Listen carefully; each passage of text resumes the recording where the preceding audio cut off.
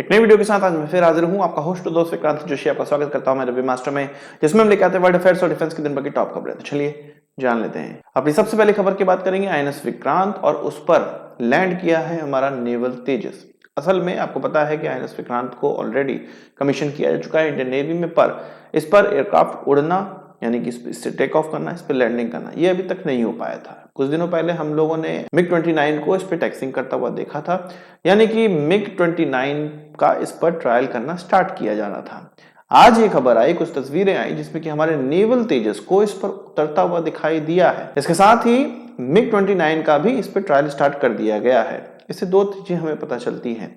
हमें अपने नेवल तेजस पे कितना विश्वास है ये पता चलता है, साथ ही साथ आईएनएस विक्रांत को एक न्यू एयरक्राफ्ट कैरियर को और उस पर एक न्यू यानी कि ऐसा एयरक्राफ्ट जो हम डेवलप कर रहे हैं उसको उतारना, ये दोनों ही चीजों पर विश्वास जताता है।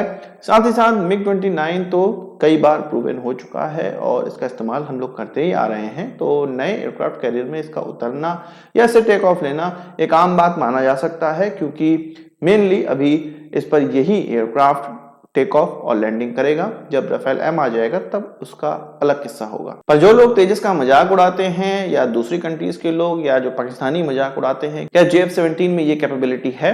क्या KA-50 जो कि कोरियन एयरक्राफ्ट है, जो कि मलेशिया में भी जीता और इजिप्ट में भी जीतता नजर आ रहा है, क्या उसमें ये कैपेबिलिटी है? क्या F-16 में ये कैपेबिलिटी है? ग्रिपेन में ये कैपेबिलिटी है? नहीं है। तेजस एक ऐसा हल्का एयरक्राफ्ट है जिसमें ये कैपेबिलिटी है। क्या डेवलपिंग नेशन और भारत जैसा देश जिसकी टेक्नोलॉजी बहुत पीछे है हथियारों के मामले में, क्या ऐसे देशों के पास इस प्रकार का एयरक्राफ्ट है? इस नजरिए से आप सोचिए। हालांकि ये जो नेवल तेजस है इसको टेक्नोलॉजी डेमोन्स्ट्रेटर की तरह ही डेवलप किया गया है।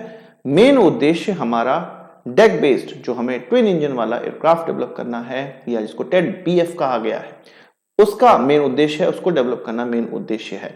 तो आईएनएस विक्रांत से इस नेवल तेजस को उतारने और उड़ाने से जो डेटा हमें प्राप्त होगा वो बहुत प्रीशियस होगा और आगे जो एयरक्राफ्ट हमें डेवलप करना है इस आईएनएस विक्रांत के लिए, उसको डेवलप करने में बहुत हमें सहायता करेगा। बात करते हैं SSLV की, जो कि इसरो के द्वारा बनाया जाता है स्मॉल सैटेलाइट लॉन्च व्हीकल, जो कि हल्के पेलोड के लिए बनाया जा रहा था। अगस्त 2022 में इसकी पहली उड़ान हुई थी, टेक्नोलॉजी डेमोन्स्ट्रेटर्स का उड़ाया गया था, साथ ही इसमें 2-3 सैटेलाइट भी लगाकर भेजी गई थी। ये उन सैटेलाइटों को ऑर्बिट में नहीं बैठा पाया था और इसको एक फेल्ड मिशन माना गया था। अब इसकी दूसरी उड़ान इस महीने या अगले महीने की जा सकती है।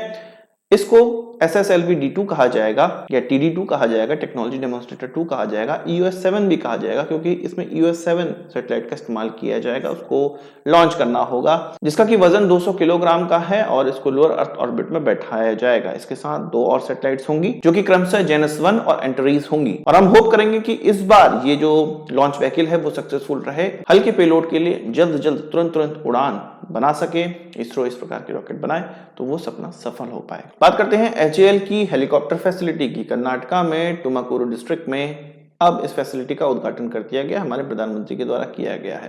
2016 में इसकी नींव रखी गई थी और अब जाके ये कंप्लीट हो चुका है।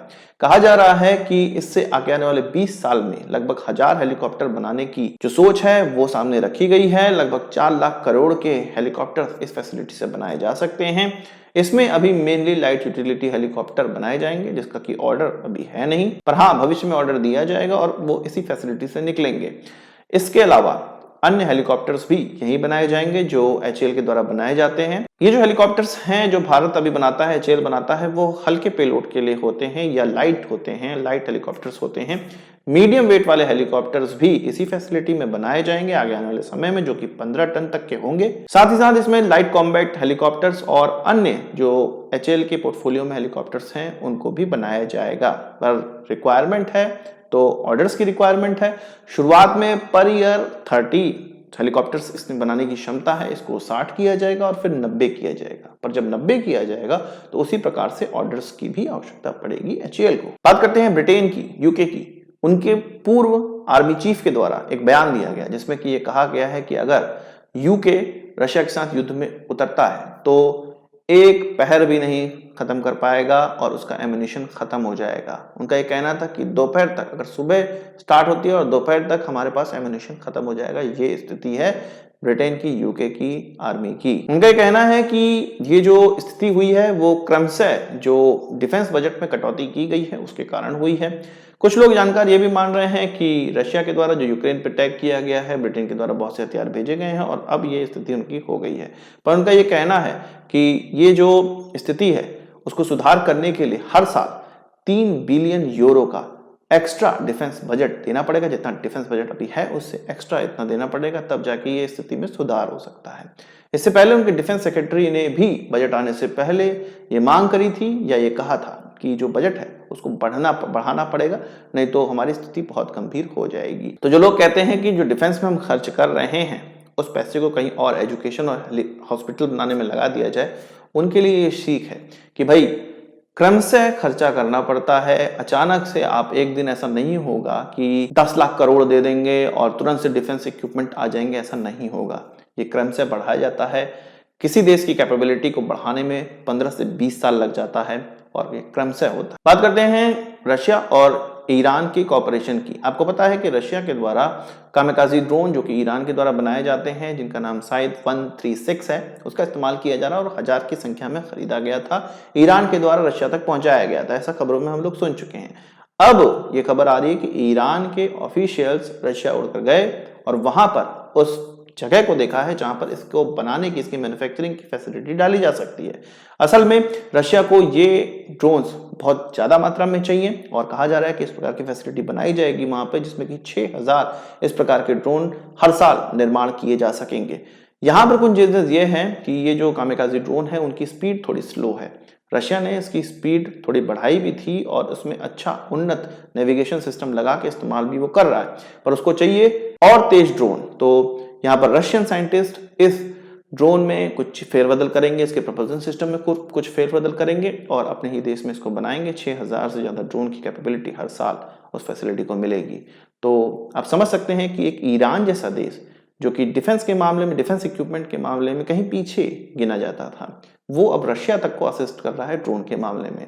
भारत भी बहुत पीछे है ड्रोन के मामले में, पर कभी भी आगे आ सकता है अगर भारत प्रयास करे तो। ईरान से जुड़ी खबर की अगर हम लोग बात करें तो ईरान ने पाकिस्तान को बेची जाने वाली बिजली रोक दी है।